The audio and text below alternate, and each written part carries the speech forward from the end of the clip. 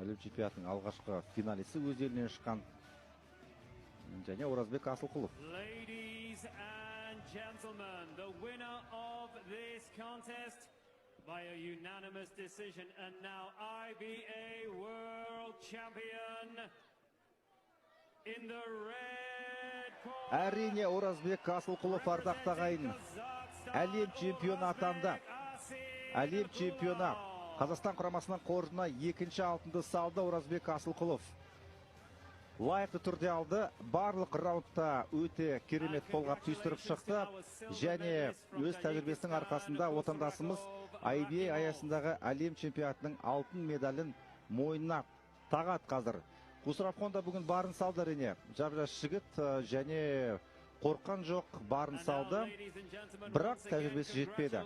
Бұл жерде Оразбек Асылқұлов қазақ боксының мектебін бүкіл әлемге кезекті мәрте мықты екендігін дәлелдеді.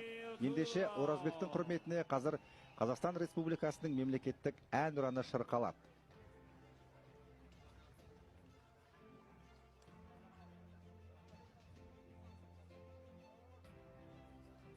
Құтты болсын қазақ елі.